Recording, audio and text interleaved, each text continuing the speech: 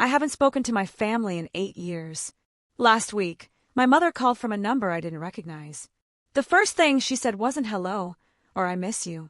It was, your brother needs you. I hung up. She called 17 more times.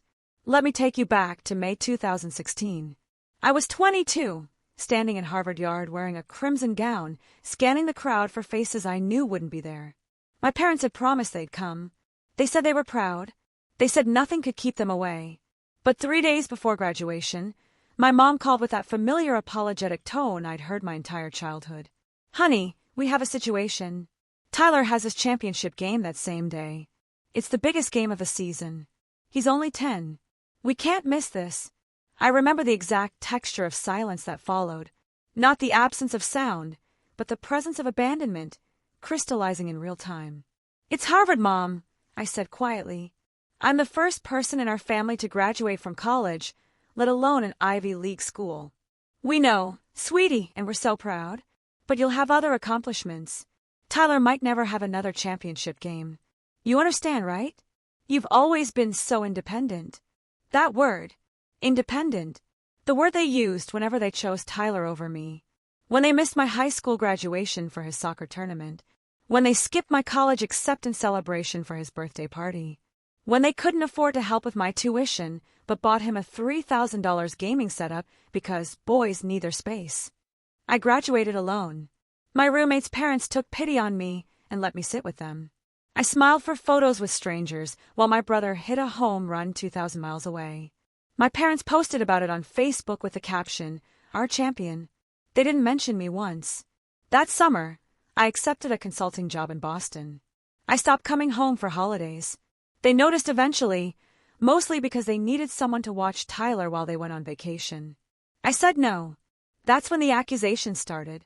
Selfish, ungrateful, jealous of a child. Tyler grew up thinking the world owed him everything. Why wouldn't he? Our parents certainly did. He peaked in high school, barely graduated, got into a state school on my dad's alumni connection, and flunked out freshman year. My parents paid for 3 different attempts at community college. Each time, he partied instead of studying. Meanwhile, I was thriving. I made 6 figures by 25, bought my own condo, traveled to 12 countries. I built the life they said I was too serious, too studious, too boring to ever enjoy. Every achievement felt like vindication and grief braided together. I thought about them sometimes, wondered if they ever regretted it. Then I'd remember my mom's Facebook post from my graduation day. Nothing about me, just Tyler's home run. I stopped wondering. 2 months ago, Tyler got arrested. Drug possession with intent to distribute. Not marijuana. Fentanyl. Enough to catch federal charges. My parents spent their retirement savings on lawyers. When that ran out, they took a second mortgage. When that wasn't enough, they started calling me. First, they tried guilt. He's your brother. Family helps family. As if they demonstrated what that meant. Then anger. You're going to let your own brother go to prison when you have the money to help. Then bargaining. We'll pay you back. We promise. We know we weren't perfect parents, but... I never responded. Each voicemail was a masterclass in selective memory. They forgot Harvard. They forgot every missed recital, award ceremony, birthday dinner. They forgot making me take out loans while Tyler got a free ride. They forgot choosing him every single time. Last week, my dad left a message I almost deleted without listening. His voice was broken in a way I'd never heard. Your mother had a stroke.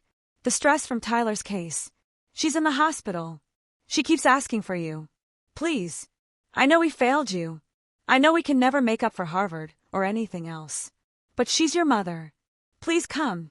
I sat in my car for 20 minutes in the parking garage, phone pressed against my forehead, and cried for the first time in years. Not because I was sad, because I was furious that they could still do this to me. Make me feel guilty for protecting myself. Make me feel selfish for having boundaries. Here's what nobody tells you about being the forgotten child. You don't get closure. There's no dramatic confrontation where they realize their mistakes and apologize. There's just years of smallness, of being trained to expect nothing, and then anger when you finally accept the lesson they taught you. My therapist says I don't owe them anything. My best friend says I should go, if only to say goodbye on my terms. My mentor says family is what you make it, not who you're born to. I don't know what I'll do. Part of me wants to drive down there and scream everything I've held back for 26 years. Part of me wants to send money for my mother's medical bills and nothing else. Part of me wants to stay exactly where I am, in this life I built alone, protected by distance and 8 years of silence. What I do know is this: they chose. Every time they chose. And now they're asking me to choose them back, as if the scales could ever be balanced. As if love works on credit. I'm still deciding if some debts are better left unpaid.